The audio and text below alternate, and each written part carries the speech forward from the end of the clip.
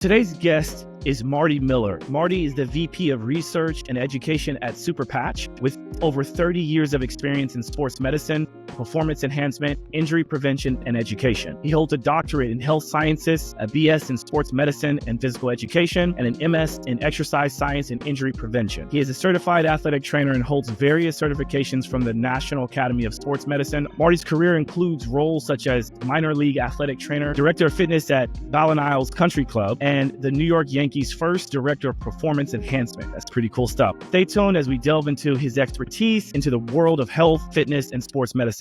Welcome to Simply Walk the Talk. Our bodies and minds adapt to what we do most of the time. If you want to change your body and mind, you must change what it is you do most of the time. This podcast explores all things health, wellness, fitness, lifestyle, and biohacking. Stay tuned as we explore various thoughts, methods, and experiences from a multitude of conversations between our interesting guests and experts through many fields of work. Sit back, relax, and enjoy the show. Simply walk the talk.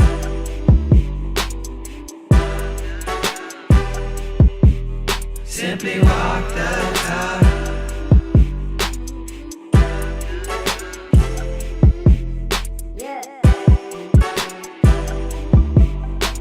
Marty, welcome to the show. Josh, I really appreciate you inviting me on here. I was excited when we mentioned it, and I think we're going to dive into some fun topics. And I've been around for a while, and I know you haven't been around as long as I have. I got 30 years, but between the two of us, we've seen and done a lot of stuff. So hopefully that'll come across as some good information to the audience today.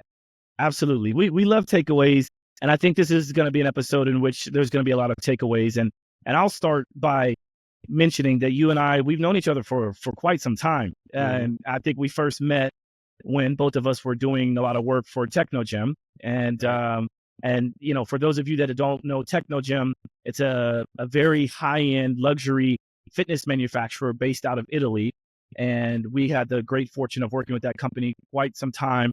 And then, we all kind of went our separate ways doing different things. And then we recently bumped into each other at the what they call the NBATA, the Trainers Association of the NBA. They had this event during the NBA Combine in which we saw each other, and it was like, oh, hey.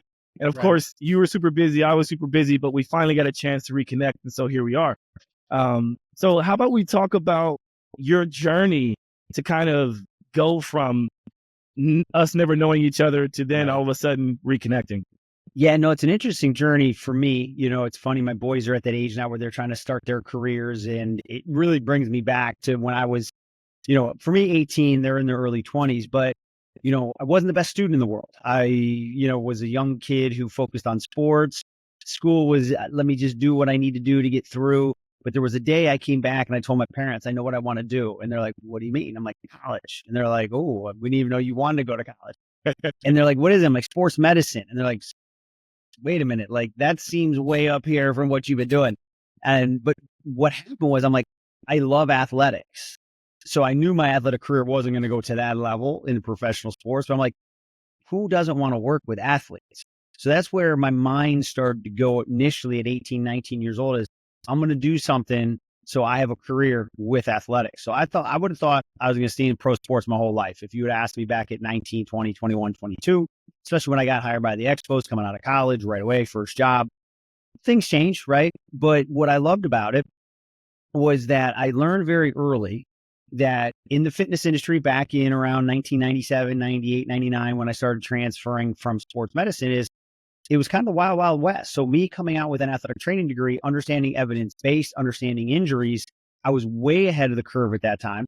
But I also, I guess, had the vision that I knew fitness was going to be this massive industry that more and more people are going to want true science from. So that's kind of what gave me that precipice of, you know what, even though I'm trained in traditional sports medicine, I can take that knowledge of movement assessment, orthopedics, rehab, prevention, sports performance, and bring it into the fitness industry.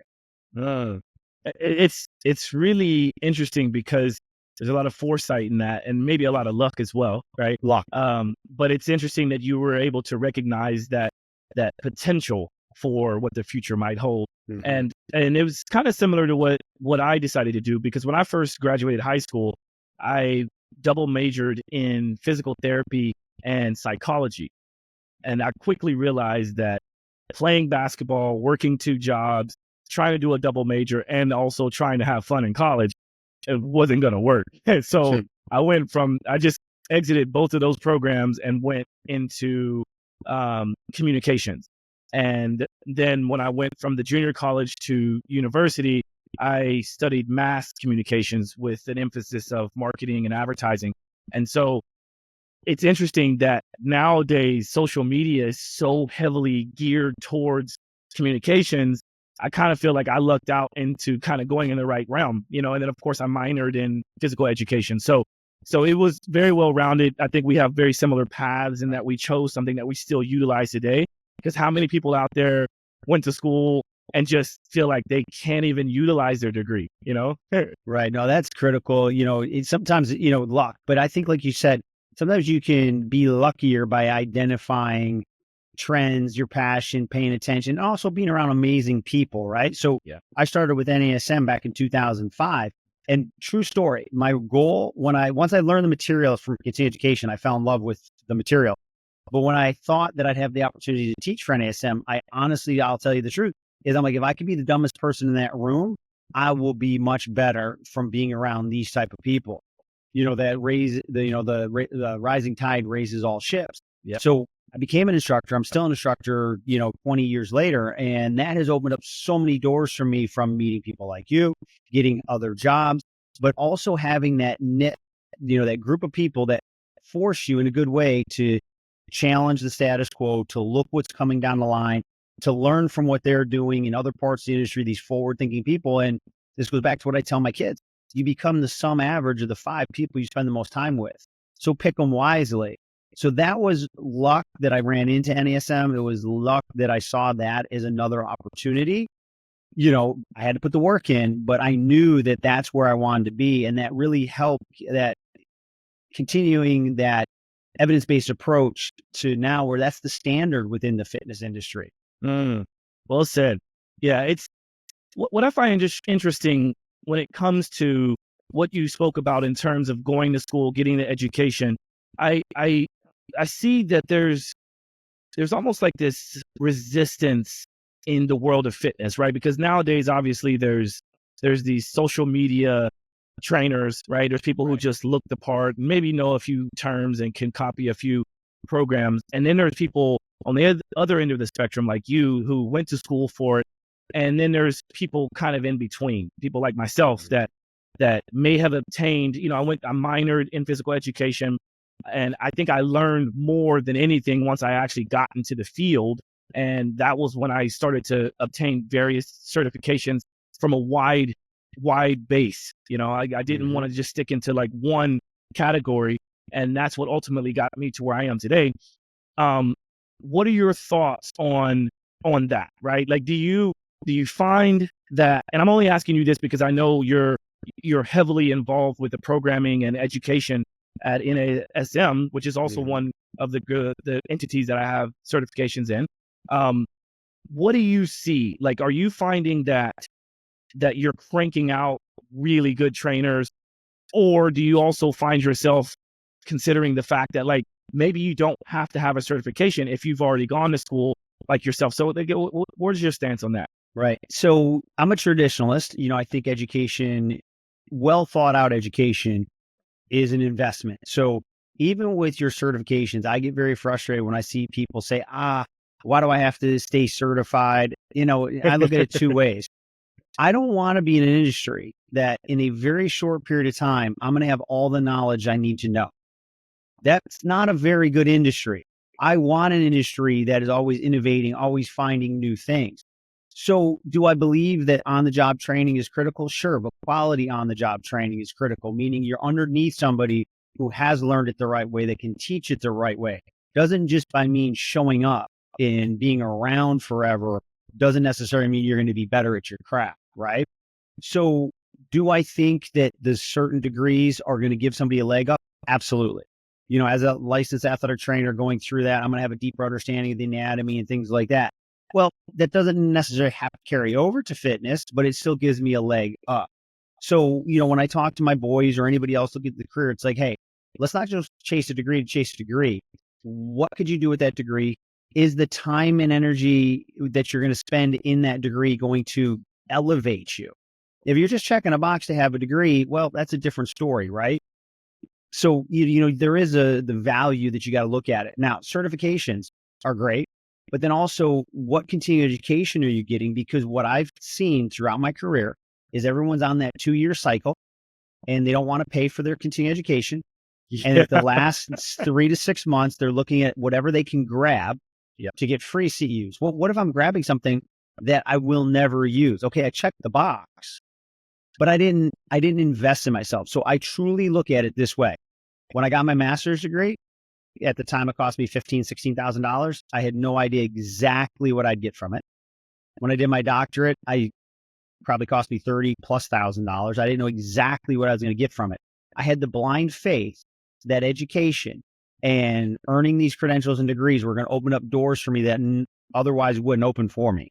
Right. And it has, right? I wouldn't have gotten to be hired by the Yankees without that master's degree that helped me become, an expert with NESM's material. And when the Yankees contacted NESM, who was at the top of their list, I wouldn't have gotten my job with Techno Gym or Super Patch if I didn't have my doctorate.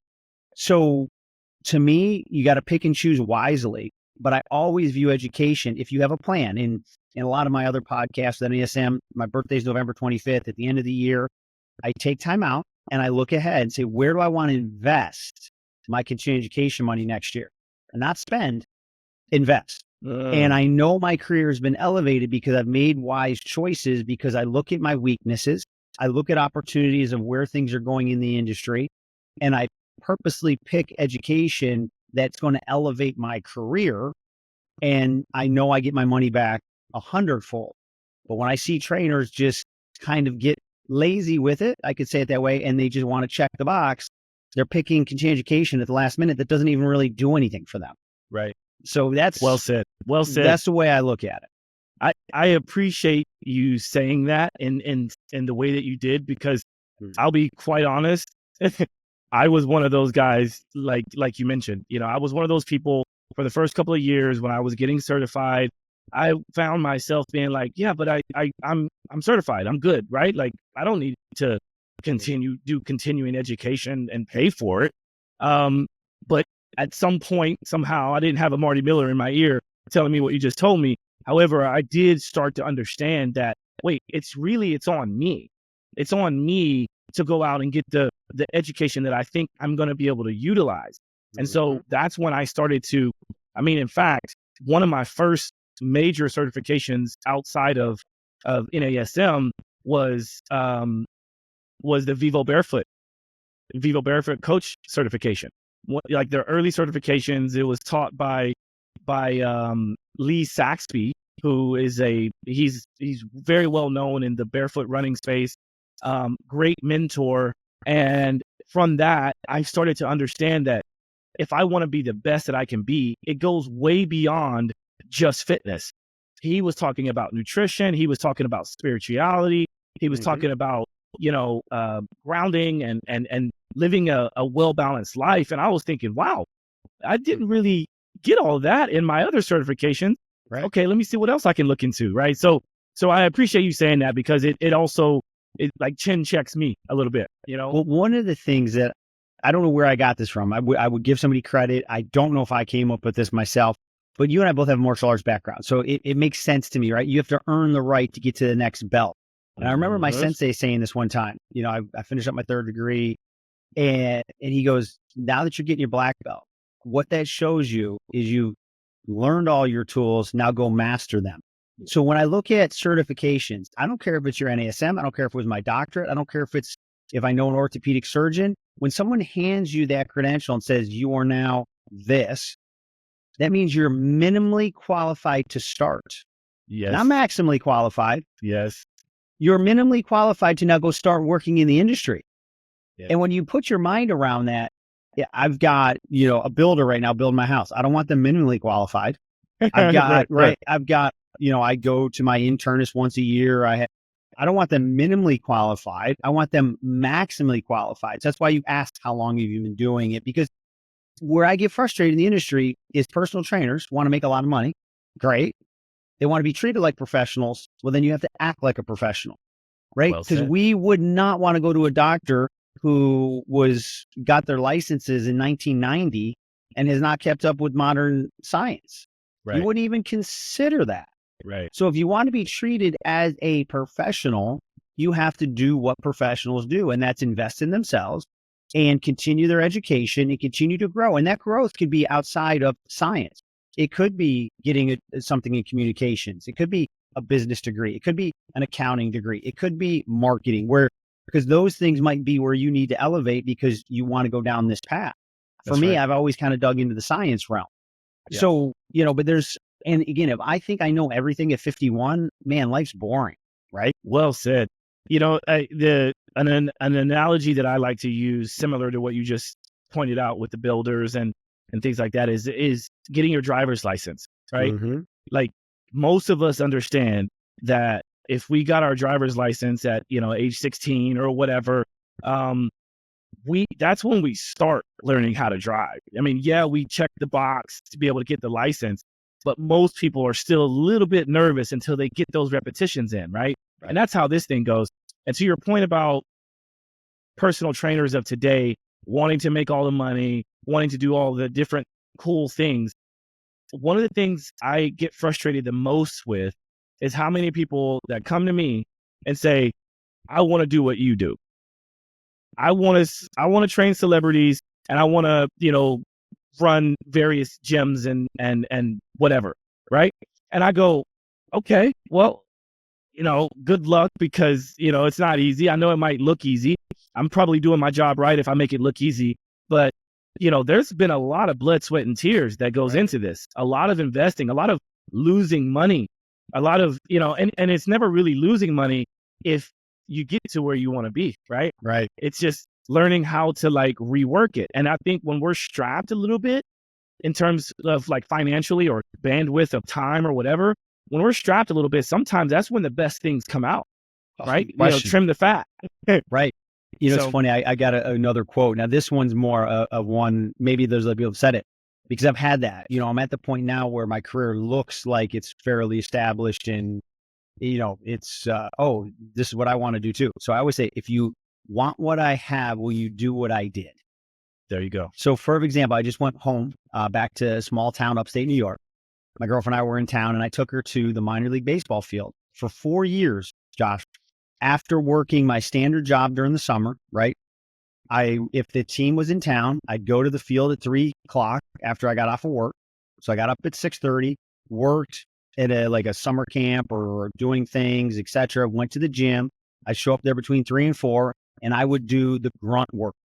I would run to the pharmacy for the athletic trainer. I would go get the food for the players. I'd stay late and do the laundry. So, because my boys are younger, and my stepson, sometimes they're like, I don't want to have to do this. I'm like, when I was walking into Yankee Stadium, do you think I remembered the long nights? No, I didn't. When I was 19, 20, there's probably times like, oh, I'm tired. It's 1:00 in the morning. I got to be up by 6. But this is what I needed to do. Yeah. Because that helped me get my job with the Expos. That helped me get, all those things paid dividends, but sometimes you can't see it. So when I was back in the stadium, I would show my girlfriend, this is where I'd run around here. This is where I would do there. I didn't have any bad memories, right? During the time, it probably stunk. But I just put my head down and knew that that's where I'm at. This is what I got to do to get me to where I want to be. So it's very easy for people to sit back and see, I'll use myself as an example, at 51 doing what I'm doing now, but it started at 18. Or even earlier. Right. And again, I wasn't a great student. So I had to get accepted into a sports medicine program where they take 13 out of 100 people. You don't get to get in, right? That you have to earn that right after the first year. And 87 people didn't make it. So on Friday nights, was I in studying when all my friends? Yeah, I had to make up ground for what I didn't do when I was a kid, right? Right. And I took it serious. So I get to play now maybe more, right? Because the benefits. But that's where it comes down to, that's where it goes back to find the 5 best people you can, right? Because those people, if you're aspiring to be like them, they know the secrets. They've been there. They've paid the price. they'll help you. They might speed it up, but they'll also keep you level set and grounded. Say, hey man, this is the work you need to do to build those calluses. So when you're here, right, you get to enjoy that work. So I always am a believer. Maybe it's because of my age. There's no fast track. You can navigate a little quicker if you get around the right people, but you just got to lay those bricks, man. And that's not always the fun part. But if you do it right, and you put the good energy and effort in, when you look back, you'll forget it. I have zero bad memories of that volunteering. Zero. I'm sure they were there. It makes the success a lot sweeter, right? Yeah. As they say. So I'm intrigued by, put that part of the bio in which you're touted as the first New York Yankees Director of Performance Enhancement. Mm-hmm. What makes me wonder about that is, was there not, first of all, you're only 51. We know your age, right? And how is it that they didn't have, performance enhancement director? Can you talk through that? Fun story. So again, somebody's got to go first, right? So I'll preface it with, I was one of the guys with NESM before it was cool to foam roll. I'd bring a foam roll in the gym. I'd roll around on the ground. People thought I was nuts. I taught the first corrective exercise workshop. People just said, hey, what are you talking about corrective exercise? This isn't rehab. You just lift weights to prevent injury. We knew what we were doing was right, but sometimes the industry is not ready for it. So back in 2007, the Yankees had a traditional strength coach. Leg press, leg extension, leg curl was like the Yankee leg workout. So they reach out to NESM. They're like, we lead the league in injuries every year. We need a change. I go in. It's a long process during the off season. They interview 25 people, etc. So I didn't have a lot of the off season to build rapport with the players. So imagine you show up in spring training, the brand new guy, and you're bringing in a DMS, which is the massage guns that everyone uses now. But this is one speed, you plug it in the wall. You have foam rollers in the gym for the first time. You're talking about corrective exercise. You're talking about phases of training. Like phase of training, I have a workout. Like, what do you mean? Like, well, do you do stability? Do you do strength? Do you do strength endurance? Do you do power? Stuff that is so simple right now. Whoever's listening is like, what do you mean? This was 2007. Okay. Mm-hmm. So another thing that happened in 2007, it was the first year they were steroid testing.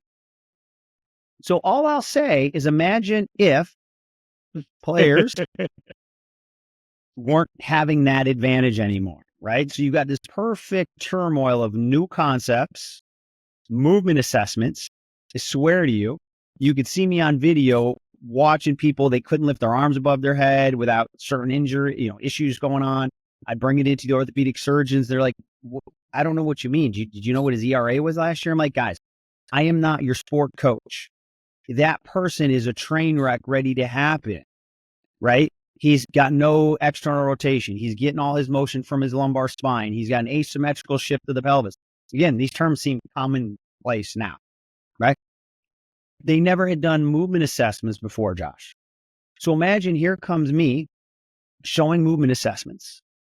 And players now, instead of thinking, oh my God, this guy can fix me, what we didn't think through was, this guy's going to cost me my next contract because he's saying I'm an injury waiting to happen. Wow. So the players the Yankees at the time did not make my program mandatory. It's like the a la carte breakfast that you get downstairs at a hotel. You either take it or you leave it. You're getting charged for it one way or the other. My players, no injuries, because we were changing their movement. We were undulating their programs, right? We were doing things the way it should be done.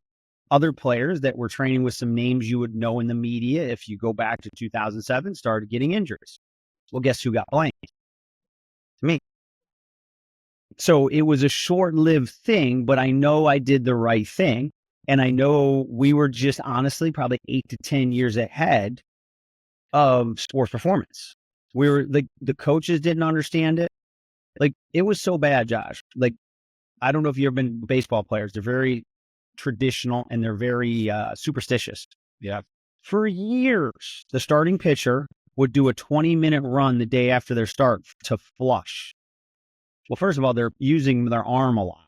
So the soreness they get in their posterior rotator cuff, they honestly believe that running 20 minutes got the lactic acid out of your arm. Wow. So I explained to them, I said, guys, if you had lactic acid in your arm still, you'd be dead. Okay. That's muscle soreness from the rapid eccentric deceleration of your arm. How about we foam roll DMS? And they thought I was insane. Wow. Insane. Not like, hey, this is a new concept. But they were doing the Navy SEAL training, all that kind of stuff. It was crazy. So somebody's got to go first, and pioneers always have arrows in their back. I'm glad I did it, but looking back, I honestly, what we did was we just did what we were supposed to do, but too fast. We should have just kind of laid back and allowed a much slower transition. But I'm like, this is $250 million in 2007 of players.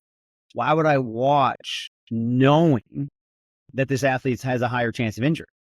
Wow. So wow. That's where, we were a little too fast, a little too ahead of it. I get it. I'm not bitter about it. It was a great opportunity. And I believe, it was a childhood dream. I was a Yankee diehard growing up, so I got to experience it. But the frustration was you knew that you knew, and you couldn't communicate it to enough people. And egos got in the way because you got other people that don't understand the science that are on the staff, right? So it was this juxtaposition. But now if you look at all these athletes, what are they doing? They're all doing their mobility work. That's right. They're all doing their correctives. They're all right. But cool. we were just 10 years too early, my friend. Hey, it is what it is. And if you were still doing that, you probably wouldn't be here on the show talking to me, and you wouldn't have been at a combine or working with Techno Gym. I believe everything happens for a reason, my friend. Well said. That's why I'm not bitter about it. It was an awesome opportunity. And I thank the Yankees for being courageous to try something different. And looking back, do I see where we could have made some changes to make it a little bit easier on the players to understand it? Sure. But you know what? You get one crack at these things with that level. But it was one of the best experiences of my life. And it was, I was supposed to be in, out, and on to other things.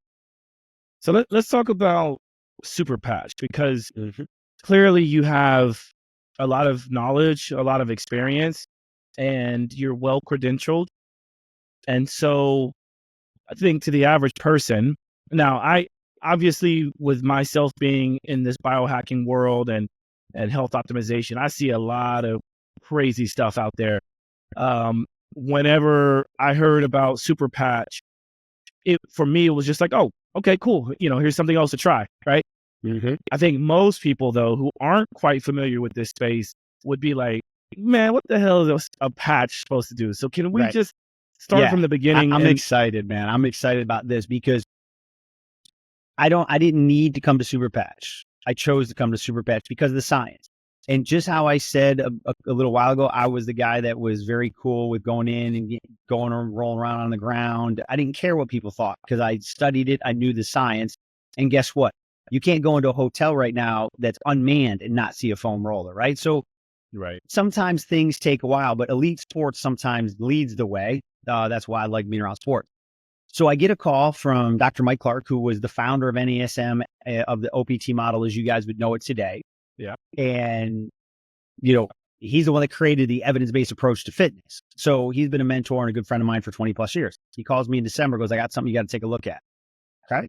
If he calls me, it'd be like if you call me and said, there's something to take a look at. There's already a level of vetting, right? Because I know your standards and I know Mike's standards. So I said, cool, I'll do it. He knew the CEO for a long time on other products, etc. So I look into it. I'm like, all right, I'm interested. So the reason I came on board, and then I'll talk about what it actually is because my role is Vice President of Research and Education. Research is first. We have 6 published studies already. We got 4 more in the hopper. We just got picked up by the government agencies in the UK because our CEO, we know it works, but he's going to continue to lead with the research. So after I checked out the science, I'm like, that's the commitment I need to know. Because it is going to take some education to the general population because the science, just like when we were doing stuff with NASM, we're 8 to 10 years ahead of people. So what it is you'll see I've got some right here. And what it is it's a patch. Now we have 12 of them total. We can go through the 12 if we have time. But the beautiful thing is there's nothing in the patch. I'll repeat that. There's nothing in it. If you look close, there's a pattern on the patch. This made by 3M. It's, medical grade, hypoallergenic. So here's the crazy science, right? Josh, if you and I were in the same room right now and I handed you something hot or cold and you didn't look at it, you don't need to know to look. Your brain can sense that and tell you. dull, sharp, et cetera, et cetera. So the skin, being your largest organ, is always in communication with your brain, right? Our skin is not just to protect our organs and keep things out of our body. It's also to communicate constantly through the central nervous system to the brain. The other thing about the brain is there's 52 different regions of the brain that are responsible for different things, and sometimes they crisscross back and forth. But there's what we call neural networks. So a perfect example is I could wake up tomorrow and not be in the same mood I was in today. I might have woke up today with a smile on my face, everything's good. Tomorrow I wake up, I just feel off, right? That's the body kind of keeping yourself in balance from a neurological standpoint. Or as soon as we're done with this podcast, I could get a phone call from my mom. And if something happened to one of my family members, all of a sudden my stress network gets wound up. You look at a firefighter, paramedic, police officer, they're going to live in a high stress environment. So they may always be in stress. You have some people who don't sleep well. You have some people like my mom who may have chronic pain because she needs a knee replacement. So all of these neurological things that are going on in the brain, right, could either be a physiological, psychological, or emotional signal, right, depending on what's going on. So what our founder was able to do as a passion project, because his mom had MS, he was a computer guru. So he understood coding and signals and all that. So after he kind of walked away from that, he poured his own time and money into this because he wanted to fix it, because he couldn't understand how the brain couldn't communicate to his mom's muscles, because he's like, it's a code. So very long story short, studied the brain waves, used a mathematical formula that's known in science, figure out the signal, map it back to those broad areas of the brain. And now you know what you're dealing with, right? We know that. Then through the skin, if I can stimulate the skin properly through mechanical receptors, and the key two are piezo1, piezo2, stimulate them, you can open back up that network to bring it back into balance. So that's homeostasis, right? Right now, our autonomic nervous system is controlling our blood pressure, our pulse, our hormones, all those things simultaneously. So sometimes the autonomic nervous system works really, really well. And sometimes, like I said, you have a bad day, that neural network that controls your stress is out of sorts. You know it, I know it, right? So once he discovered that you can create a pattern to bring that neural network back on, he was able to eventually over time create 12 different patches that you can use to bring that specific neural network back into balance or homeostasis. It's amazing. And I fortunately, you were able to send me some, and I love trying this stuff out, like I mentioned before. And one of the first times that I had anything in my world that was similar to what you're talking about, and it took me a while to wrap my head around it until I understood this piezoelectric effect, especially through the use of like grounding and things like that. Mm-hmm. I started to understand that, there are ways that we can get signals into the body via the skin. And one of the companies that I first sort of went down the rabbit hole with on this topic is NuCalm. Are you familiar with NuCalm? Yes. So NuCalm, they used to have this CES device that you put electrodes on your vagus nerve network, and you wear the sleep mask, and you have a gel to kind of stimulate other responses. And when I was using that, I always felt like it worked better because of the CES device, and I could feel the stimulation a little bit. And I'm also very well versed in the realm of electrical muscle stimulation, so it made sense to me. And then the company kind of out of the blue made a pivot to these patches, and at the time I was calling them stickers.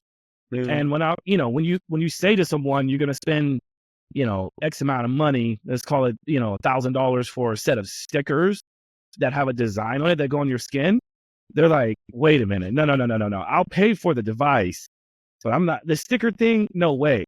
And then you had to always like worry about like what happens if they get if you go through the security at the airport, will it get demagnetized? And you got to keep it away from all these things.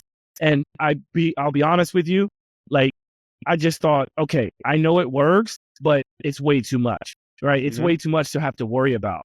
And then a few other companies came out with some NAD patches, which again is also pretty complicated because you got to take the solution and the powder and connect them and mix them up together, pour it on, deal with the sticky residue.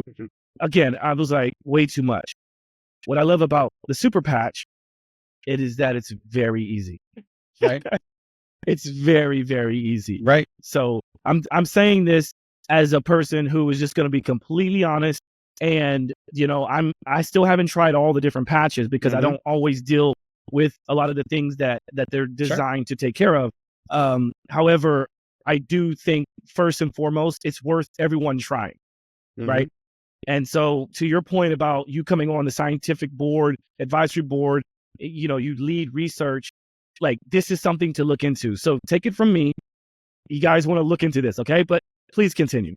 Well, here's what I love about it. So here's the patch, right? I take it off and I just apply it anywhere on the skin. And again, there's nothing in the patch, right? We're the only one without a chemical, without any type of medication. And at retail, you're talking about $2 for a patch. So again, if you can wear a Band-Aid, you can wear a patch. So that's the beauty is if you knew what goes on in the brain, it is so complicated. But the beauty of it is the simplicity of the application. Not, you didn't overcomplicate it. Our founder didn't overcomplicate it like you're saying with the product. He was able to find a way to take very complicated science and have a very easy application, right? So that's the beautiful thing about it is all it does is that pattern stimulates the receptors, goes directly to that neural network and allows that network to come back in balance. Now, for example, I've got a friend who works with one of the, highly successful NFL teams. We'll leave it at that. High stress job, right? As a head athletic trainer, doesn't sleep well. Okay. So he's over 50s. So I was talking to him like, well, how long have you not been sleeping? Years. And you just went into camp, right? So you've got a longer term wound up network with someone who's a little bit older, more mileage, and now they're in a high stress environment. So our research shows it could take up to 14 days to get maximum results. Some people take the REM patch and within 2 nights, they're sleeping like they've never slept before. And they have the data behind it with their Whoop, things like that. So for him, I said, listen, let's combine it with the peace patch because some people get stressed out that they don't sleep. So when they go to bed, right now, all of a sudden their brain's going silly because they're going, oh my God, I hope I sleep well at night. So we've got him on a protocol of 14 days. I guarantee you, once he comes back off 8 to 10 days, that network is going to be unwinding day after day after day. Now you take a 17-year-old who, let's say, I'll use an example. I know some young women who have massive pain when it's that time of the month. That network isn't wound up for 35, 40 years. So they get immediate results when they use the freedom patch, which is pain. They put it on their stomach. You can locate that one closer to the source of pain because the signal will be stronger. It's almost immediate, right? So there's going to be some variability, but it's not the variability in the patch. Once you put a patch on, it's stimulating the central nervous system. It's who is it? Why is that network out of balance? For how long has it been out of balance? And how long will it take to unwind it? So another example is we have a patch that I love called Rocket. It's for male vitality. I'm 51. My endocrine system is not as good as it was when I was 31, right? So this patch, again, if I put the stimulation on my skin, we could see in a EEG that network is alerted, but it may take 2 weeks for my endocrine system to come fully back to what's my new optimal at 51 years old. So this is why we have the CSNO course, the Central Nervous System Optimization Continuing Education course, because we talk about the heavy science. We get people to understand the brain, the different parts of the central nervous system, what goes on in the skin, and how these communications go back and forth, right? So the patch, like you were just showing the Rocket, the patch will work right away, but if somebody in their 30s, it may only take 5 days, right? But the freedom patch, because it's more like the reptilian part of the brain, most people see results immediately. But if you have somebody who maybe has had fibromyalgia or chronic pain, because again, that network, I view it like my old grandmother's yarn, right? When she would knit, if it's just a little wound up and there's a kink in it, you can unwind it quick. But if that got all kinds of wound up and knots in it, it's going to take you more time to unwind that yarn. So that's kind of how these neural networks work. And then again, some genetics, jobs, age. But if nobody's like, we have a sleep epidemic in this country, probably the world, that's going to throw everything off, right? We know now finally people have stopped bragging. I only sleep 4 hours. Like that's like you're committing suicide. Like, know, right? So the good news is we've gotten away from people bragging about that. But when you look at how poor most people's sleep is, that's going to cause all these other stressors, right? So for me, a reset is let's just start with better sleep. Well said. And some of you may have noticed that, I'm showing some of this from the website, which is just superpatch.com. And I pulled up some of the ones that Marty was talking about. And then obviously I know this, but I want to make sure that people understand, because some people are probably already excited to try this with you talking about it already. So can you let people know how it works? Yep. Like how, do you put it on, you leave it on, you take showers with it, all those questions. Yeah. Simple is it's a patch, right? So it's got an adhesive made by 3M, like I said. So just basic common sense stuff. If I'm going to use it, I'm better off applying it to clean skin. And when I mean clean, meaning lotions, things like that, right? Anything that's going to be on that skin that could affect the adhesive. So let's say, Josh, you came up to me and you were just starting to work out. I might use an alcohol prep, just kind of clean that skin off, soap and water, let it dry, and get a good contact on it. So if you're in your normal routine, you can shower with them. They're water resistant. So it just comes down to some common sense. So let's say I put them on at night because I already showered. I'm not showering in the morning. I'm not jumping in a sauna or a steam, and if I'm working out in a gym compared to outdoors in Florida, right, at some point the adhesive will have to break down, so they're generally, most people can get 24 hours with the patch. We're not recommending any longer because the adhesive can't be too strong or people would get a skin irritation potentially or wouldn't want to take it off.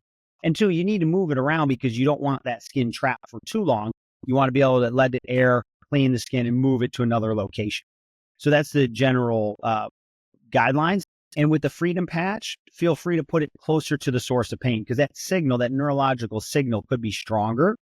I have had people put it on their wrist for their low back pain, and that still works well. But again, we've got to figure out from research, there's different types of pains and different signals. So we just say to keep it simple, put it towards the source of pain. But, if somebody has a migraine, I don't expect them to put it on their head. Just put it on your upper neck, upper back, and it'll work. Well said. Yep. Yeah. And that's very, very helpful.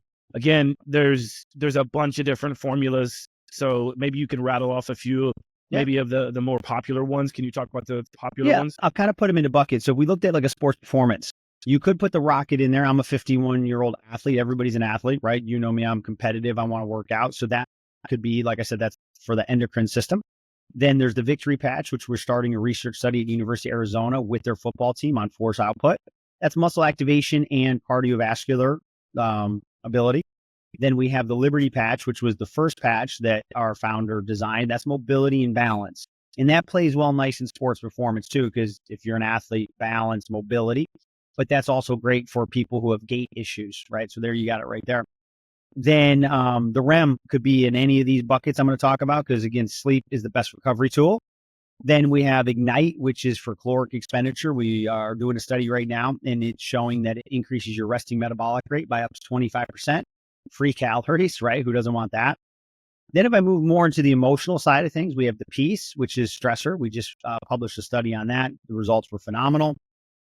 Then we have Joy, which is just kind of letting you focus on the good things in your life when they come in. Then also Focus, to me, that could go back into sports performance. That could go back into work, wherever. It just helps you stay on task. I love that patch. So then when we move past that, we have a Lumi Patch, which is skin luminescence, which blows my mind. So during cellular respiration, part of the job of cellular respiration is to emit 10,000 photons per square centimeter of your skin. Look at somebody in their 60s versus their 30s. Most people, you'll see a difference in their natural glow, right? That's controlled by the central nervous system. So the Lumi Patch is kind of like that spa patch that people really like. Defend could go across the board because it's immune system, right? So going back to our sports teams, with their travel, with their overtraining, with being in small groups, who wouldn't want your immune system to be better? I have my mom on that patch, right? She's in her 70s. Of course, if she can fight something off better, that's tremendous for her. And as we get older, we know that our immune system is not as good. Then the other patch that's really fascinating to me is the Kick It patch. Now, I'll say it this way. This is the only patch you have to be a willing participant, okay? Any other patches are going to do what they do. So now we're going to, the tag there is take back control like never before. So if somebody wants to change a habit, The patch can't do it for you. But when you look at behavior that needs to change, it goes from intention, thought, action, repeated action. So Josh, we'll play this through. So let's say you get a good night's sleep, 6 o'clock in the morning, you walk out into the kitchen, and what would you say your favorite cheat food is? My favorite cheat food? Yeah, like you're like, Uh, oh, that's kind of, I mean, what, it could be just in anything. general, Yeah. let's say gluten-free pizza. I said cheat food. Like that's even on the healthy realm. Let's just say pizza. How's that? Well, because I have a gluten allergy, so Okay, so I gluten-free pizza. Yeah. Okay. So let's say at 6 o'clock in the morning, you saw fresh gluten-free pizza. Are you more likely to walk past it at 6 in the morning and less likely to walk past it at 6, 7 p.m.? For me personally, 100%. I walk Okay. past it in the morning. Most people will say that, right? And here's why. Your brain is rested. The part that controls the impulses is not been taxed all day, right? You go throughout your day, you're making decisions of not yelling at this person. How do I get right? Eventually you come home and your brain is tight. Whether you Decision-making feel, fatigue. right. So when you walk by, see that pizza, what happens? You don't even think about it. Just subconsciously, you're just doing it, right? Yeah. So that's that repeated action. So what we have found in research, especially when it comes to addiction, and I saw this firsthand with my stepson. He comes in, 19 years old, he's like, oh, I'm like, what's going on? I'm stressed. It's been 3 days. I'm trying to quit vaping. I said, okay, come here. First thing I do is I put the peace patch on him because he's stressed, right? Next thing I do is I put the kick it patch on him. Don't say a word to him. I want to see this science happen real time. 20 minutes goes by. I said, Ty, how you doing? He's like, feel better. I need the nicotine. I said, of course, I didn't give you nicotine. He goes, but he kind of goes, but he goes, now I know that it's up to me whether I pick up that vape or not. So what happened was that patch allowed the brain to shift its focus in a sense, or the brain waves, and say, do I not want to? Where when that cycle is out of rhythm or wired incorrectly, it's just, let me do it. You don't even understand you're doing it. So that patch to me has a huge upside. We're excited about that for a lot of different reasons, because it could be something simple, just like, hey, at 8 o'clock at night, I tend to snack mindlessly. I'm going to throw the patch on at 6 o'clock. Or can we look at bigger issues, right? So that one to me is going to be a game changer, because people are struggling. And a lot of times they're struggling with some type of substance. And then sometimes either they have to go cold turkey or they're given another substance. So we've got a lot more work to do with that one, but that one is crazy science, but I saw it work firsthand. Do you guys have a sex patch? You could say for the men, it's the rocket right now. I always joke, it's not the blue pill, because the blue pill is a one little part of the science where it's just rushing blood, right? Where if your endocrine system is up, what else is going to happen, right? Your natural, younger men, right, tend to have a higher sex drive. So will I recover from my workouts faster? Yes. Will I potentially have maybe less joint pain? Yes. Will I be in a better mood? Yes. Will I have more purpose and focus in life? Yes. Will I, fill in the blank, but would that be a side benefit to it? Absolutely. So you're not only getting that, but you're rewinding your endocrine system back to X amount of years ago. Everyone could be a little different, right? Because of age, genetics, and traumas and stress. But if I'm sleeping better, if I have less stress in my life, if I'm taking that, right, all those things together will ultimately make me my best neurological self. So one of the hashtags that I kind of came up with is optimum neurology equals optimum physiology, right? So if we can start with a level set of getting my neurological system to be at its best, anything else you want to go do is only going to be better anyways, whether it's fill in the blank, whether it's a workout, whether it's meditation, whether it's, if you need pharmacology, whatever you're going to do will be better when you've brought your body back into homeostasis. So where's the weirdest place you've put a patch? For me, honestly, it's probably just my lateral hip or butt, in the sense that it's not that I'm trying to hide them. It's just if I'm wearing 3 or 4, I need to move them around. And the compression holds it in well. If I'm going to be, like I say, go play 6 hours of pickleball, something like that, I don't sweat much in my lateral hip compared to some other people. So the common areas that you'll see them on me is the inside of my forearms, right? Because it's a nice flat area. I don't have a lot of hair there. Hair is okay, but you wouldn't want to put it in a highly hairy area. I put them on my low back. I'll put them on my abdomen and then my lateral hips. And so that makes me wonder, do you kind of have a guideline of like use no more than 4 at a time kind of thing, or what? The only patch you could use more than one would be the freedom patch. Okay. And the reason being is what we've learned is pain's not pain, not pain. So when you look at it from a nerve conduction study, you cannot pick up the difference in a pain signal. They all look the same. But in an EEG brain scan, so close, but the pattern of inflammation from this versus trauma from that are slightly different. So we know that the freedom patch works for all sorts of pain, but down the line, maybe we'd have a secondary type of patch, because if we can isolate even more a unique pattern for, let's say, arthritis versus headache, right? We can maybe even improve the outcome. We know we're getting good outcome. So the other thing is you could have different types of pain going on in your body at one time. So let's say I had a headache and a low backache. I would put one on my upper trap and I put one on my low back, right? No other patch do you need more than one. So that would be the other thing too, with this football team that I'm telling you about, they got guys 6'8", 350 pounds.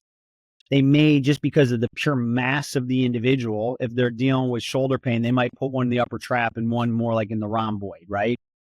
But that would be the exception to it. Could you wear all 12 at a time? Absolutely, because it goes back to the science we talked about at the beginning.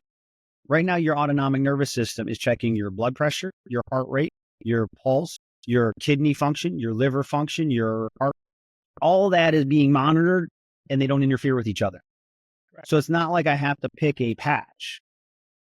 But what happens is sometimes when you start to stack these together, you actually get better results, right? So if I use the piece in the REM, well, my stress is coming down, so maybe that's not why I'm sleeping, right? Yeah. So I'm gonna leverage these things together. When I use the Victory and the Liberty and the Rocket together, my workouts have been stupid, right? Because I'm more mobile, I have better balance, my muscle activation's up, and my endocrine system's up. Yeah, sign me up. So you could use these in combination to get even better results. So the research, we've done our research patch by patch by patch. We are starting a study with the pain patch with the REM, the sleep. So we're going to start now. Like I said, why I'm excited about this company, we're going to continue. We're going to push. We're going to push. We're going to push. So the next, the first combo study will be the pain and sleep patch together. So then we've heard a lot about, the positive sides of this and the studies and the research and how to use them and the anecdotal comments. Great. Who is this not for? Honestly, sorry to cut you off there because I get so excited. That's again why I came to the company. They're for everybody. And what I say by that is, as long as you can wear a Band-Aid, okay? I've dealt with some people who are on really aggressive blood thinners and they have to be careful applying anything to their skin. Usually they have certain parts of their body where they can still apply something. If you can apply a Band-Aid, you can apply a patch. So the beauty is it's not dose-based, right? We're not treating medical conditions. We're treating the nervous system. And from there, you'll see better physiological outcomes. So there are no side effects. Now, you could say, let's say I put the piece patch on today. I might not feel any different. Well, what if that network wasn't wound up today for me? What's the worst thing? I spent $2, right? Right. But maybe I put it on knowing I'm about to go to a stressful meeting, and maybe I never got stressed because I had the patch, or maybe I wouldn't have got stressed. So those are type of things, but most people are going to pick one or two of the patches that they know that they need work with. Same thing with the Defend patch. I always put it on when I travel. Well, did I not get sick because I didn't get sick, or did I not get sick because I had the Defend patch? We'll never know. But the beauty is, why would I not, knowing the science, why would I not walk into an environment? And I'm not a germaphobe, but I'm not looking for exposure. Well, I'm going to get the exposure, but I'm looking for my body to handle the exposure. There you go. To do, it's called the HPA axis, my hypothalamus, my pituitary, and my adrenals. If they respond well, when I get exposed, I don't get sick. So why would I not, for $2, give myself the opportunity? Because you're going to be exposed at the NBA, at trade shows, right? Do I wear the Defend patch every day? No, because I have a great immune system. But when I know I'm putting myself into an environment I'd be crazy not to. Yeah. And I think that goes back to that kick it patch, right? Creating good habits, right? Because there's a difference between trying to release bad habits, but also picking up good habits, right? And so if you can get into the habit of, even if the patch is a placebo effect to you, that is of benefit, right? There is the science. We do know that, right? Right. But we also know that that placebo effect is a part of science, right? It is what we measure everything against. And so whether or not having that patch there is just a reminder, right? That's powerful in itself, Right. Maybe some people don't think it's worth $2, but if you're not getting sick, or, you're having more energy than you would normally have, or you're getting out of this habit loop, that's a bad habit loop, I think it's worth it. So, and obviously at the end of the show, we're going to give people access to the program that you were talking about, the CNS program, which I think is great. So maybe we could talk a little bit more about that soon. And then also we'll let everybody know the best place to go and get some patches. You might want to try to get like a variety pack so you can see how they work differently and how they work in comparison or in conjunction with each other. So what do you think? What's on the horizon for Super Patch? I know you've talked about doing the studies with the dual use scenario, right? With multiple use scenarios. I know you talked about that, but what else do you see on the horizon? Oh man, so much. So one, we're signing up some amazing partners. So we're going to get more results from the field, right? Pro sports teams, some major outlet retailers. So we're going to get more people using, which means just more feedback. And sometimes your customers give you a great idea, right? So that's going to be there. Number two, we've got now a 5-hour continuing education course called the Central Nervous System Optimization. The key thing is we need to, in this industry, not a lot of people know the brain, know the nervous system, know the skin receptors, right? So we want to lead in that science. Are there other things that could fall into that? Sure, meditation, things like that. But we need people to understand what we mean by central nervous system optimization. We've got 4 research studies that are underway. We've got one that is going to kick off, like I said, an IRB study at University of Arizona. And now we're in contact with the UK and their national health associations, right? Like high-level government type of stuff. Because if we look at this, and I got a friend who works at Oklahoma State, and they're going to lead with research and then do stuff throughout the state. My home state. There we go. We want to make massive changes in the most amount of people with the safest science at the most affordable rate. So, I almost brought this up when we started. So one of the things, how your parents make you do things and at the time you don't understand it. They made me finish my Eagle Scout. One of the things I remember from Eagle Scout is you leave it better than you found it. That was always drilled into my head. So I've been saying since I was 25, 28, when I really made a change and got into the health and fitness side of things, I want to leave this industry better than I found it. That's why I did things with NASM and stuff like that. And that's why I did my Doctor of Health Sciences, not my PhD. I had to do my research, had to defend it, all that. But I figured out if there was never another article that proved exercise works, we'd probably have enough to say people need to work out. What I wanted to study is how do you get massive amounts of people to do it preventively, healthcare, not disease care, and do it in large numbers. So that's why I went more towards that Doctor of Health Sciences. So I'm almost right there now where I have something where we can educate thousands of trainers and professionals, athletic trainers, understanding we can neurologically give people their best version of themselves and let the body do what it does, apply even more cool science and watch these amazing results. So that's the journey that I'm on and with Super Patch. And that's why, like I said at the beginning, I chose to come to Super Patch because I found that avenue of education, science, cutting edge, and effective and cost efficient and can be done on a large scale. I like it. Yeah. I'm excited for what you have going. And I know offline, we talked about ways we can work together with some of the stuff I'm doing with Vivo Barefoot and Foot Health.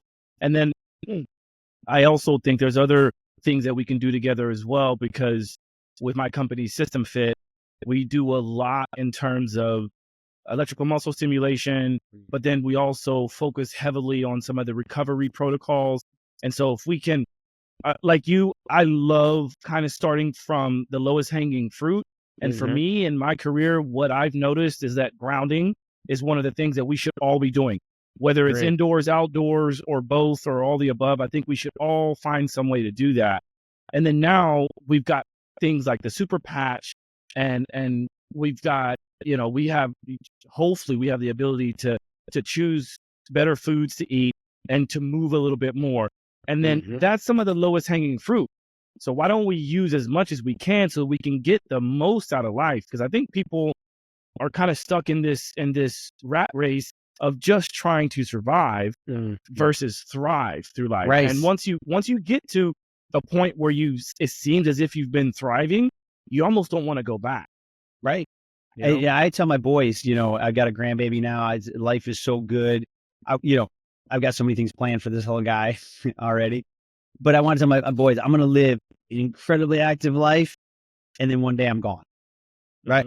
I don't want this slow wind down of the quality of my life. Right. When we look at, health span versus lifespan, there's too many things I want to do. Right. So yeah, I got to do my mobility work. I got to do my correctives. I'm good, man, because at 51, I can go play 6 hours of pickleball on a weekend aggressively. I can still go to the gym after that. I can go do whatever I want to do when my grandson's 3-4 years old. Like, that's what life's about, right? I've earned the right to get here now. I don't want to be like, no, man. Things could happen, car accidents. Okay. But let's use the body the way it's designed. We can push this thing a lot further, right? With the biohacks and the cheat codes that we got now. So I will go back to, I will invest in my education, and I will always invest in my health. There you go. Those two buckets are always going to get my first dollars. There you go. I think that's a great takeaway. And people probably hear it and know it and like, yeah, okay, Marty, and okay, Josh. However, take this moment to really let that sink in, because there is a big difference. Many of the people listening and watching, and ourselves included, we know plenty of people who just don't really want to wake up. And when they do wake up, they're like, oh, okay, here we go. It's another day. Whereas the people who are doing the most, that are excited about waking up, they tend to be the ones that are most successful. Right. And I'm not saying one outweighs the other, or that, there's a correlation is causation. I'm not saying that necessarily. But if you can focus on taking care of the things that you do have control over, then some of the things that you may not have control over might start to fall in your lap a little bit more often, Don't question. There we go. I agree. Yeah. I like it. So, okay. We've talked about your background and how you've gotten to where you are. We've really talked in depth about the super patch, and my hope is that people look it up, go try to find it. If you are very lazy, which is totally fine, and you want to just click on the links that we provide in the show notes, do that as well. One of the things that I would love to know is, so, all right, you're 51. You've done a lot. You're working in baseball and professional sports, and you're on the scientific advisory board for this amazing company. You've worked with Techno Gym. You've done all these things. What would you do if you could no longer, like, let's say the snap of a finger tomorrow, you could no longer do any of the things that you've done and that you're currently doing? What do you think your life would look like, and what would you be doing? That's, it's interesting because there's so many things in the field of health and science I like orthopedic surgery and businesses. But if I had to give everything away that was health, wellness, fitness, I really do believe I would say one of the regrets I have is I never served. I love the military. I love the discipline. It fits my mindset. I like routine. I like order. I like protocols. I follow rules. So I've been asked many times, were you in the military? Are you like, so I like adventure. I like excitement. I like the physicality of it. So I have a feeling if I had to start over and couldn't do anything on this side, I probably would have gone into something, somewhere in the military. I'd be curious to see where they put me. I could see things like Secret Service, FBI, like that kind of stuff where you have to have the intellect involved. Everyone thinks they could be a Navy SEAL. You never know. There's only a few people that can cut that cloth. but do I love the service side of things? Because there's still some fitness in there, right? You still got to course. be in really good shape, Yeah. and then you got to have the discipline and the intellect and intelligence. So I have a feeling that if I had to, it'd be something like that. Awesome. And I think that does it just getting to know you more and just hearing how you speak and what you represent and the values you have, I think that works perfect for you. But what you're doing right now is also very perfect for you. Yeah. So Yeah. let's hope that doesn't occur. But I have no doubt that you will crush whatever you apply your mind, energy, and invest into. Yeah. Yeah. The business side of things are fun now because, one, you're still around the science. Everyone wants to make more money, but I look at the business side of things as it gives you a platform to help more people. The money could be there, but it's not chasing the dollars. It's chasing the large numbers of people that you can affect. All right. That's amazing. Is there anything else that you would like to mention before we start wrapping up? Because I want to make sure that I give you a full platform to be able to talk about this. And of course, we're probably going to be doing some other cool things together and might have you back on the show anyway. But for now, is there anything else you want to touch on? No, what I would say is don't take my word for it. If you know me, I've had people say, "Hey, if you looked into this, I feel better." Great. That's an honor, but question me, question the science, dig into it, but dig into it. You know what I mean? Because there's always going to be a day where you're introduced to something for the first time. Have that inquisitive mind to be like, okay, there's some legitimate people telling me this stuff is good, but go dig into it. That I would be the happiest person if more people took the course, read the research, and played around with it, because I know what's going to come from it. I don't want you to just take my word from it. I'm around, I'm available, but I don't mind doing that heavy lifting, because sometimes people say, "Hey, give me the Cliff Note version of it," but you're never going to offend me if you question it, if you ask why this, why not that, why this. Let's have those conversations, because you're also helping me. Why you're helping yourself? You're helping yourself by being a critical thinker, learning critical thinking skills, putting the work in, but you're also helping me because sometimes I may have a blind spot because I know the stuff so well. I want to hear from you, be like, if I could address that, now I can get to more people. So to me, let's have those conversations. Hopefully we help each other, and that's the win-win. If I could throw one little idea nugget, I kind of touched on it earlier, but we know that the sex pill industry is huge, right? Right. And I imagine if you guys came out with a pleasure patch of some kind, I'm telling you wouldn't have any problems. Well, we kind of have it, right? Yeah. In a way, because sleep, right? Nobody does well when they're not sleeping well. Number 2, stress in relationships, in life. So if you can downregulate your stress. Number 3 is the joy patch. If you can understand, the joy patch is not that medication that makes you float like some medications do. You're not supposed to be in a constant happy mood. You're supposed to be receptive when something good happens. Most people are so numb to the world when something good happens. I joke, say, don't be the person that gets $100,000 and gets mad they got to pay $40,000 in taxes, right? Right. So, and then you've got the rocket patch for men. So neurologically, when those things are all clicking, you're going to have a better drive for life, right? So it kind of is there, but as we age, there are systems that tend to have more issues. So yes, the rocket patch is that for men. I have talked to our CEO. The women's neurological system is a little more complex. We're just not there yet. It doesn't mean we won't be there, but their wiring is different, which is great. That makes them the special people that they are. So we still got to kind of crack that code, and we're not going to put anything out until we know that we've gotten that. We have a couple other patches in development with some pretty cool stuff that I can't share yet.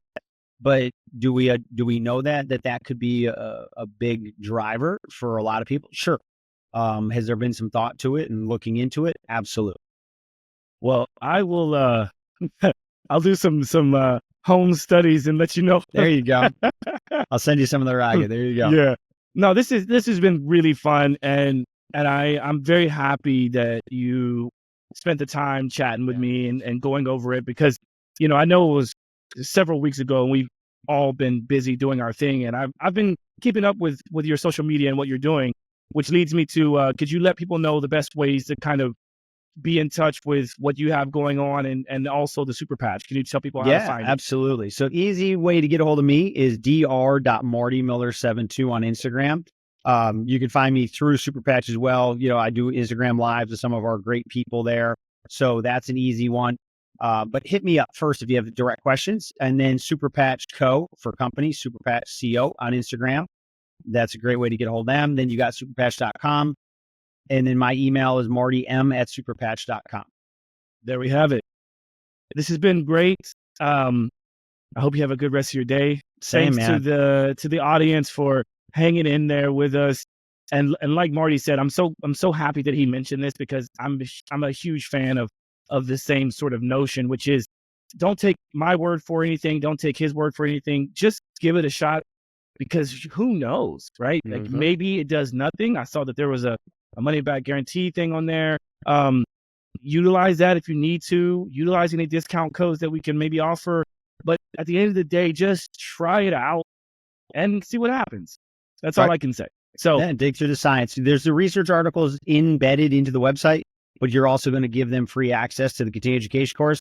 We have 30 supporting articles and then the 6 published articles. So there's plenty of reading to do if you want. There you have it. Marty, thanks for your time. Buddy. Much You're the appreciated. best. Appreciate you. Take care, everybody. Appreciate your time as well. Peace.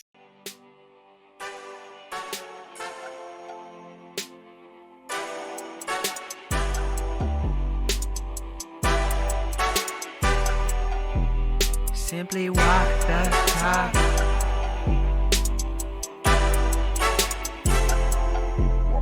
Walk the talk, talking facts. Move like me, but I move a little fast. Make my move, here to last. Fasten these seatbelts, I'm coming past. Take care of me, longevity. Hack my biology, better believe. Walking the talk, soul, mind, and body connected. Better come give us a listen.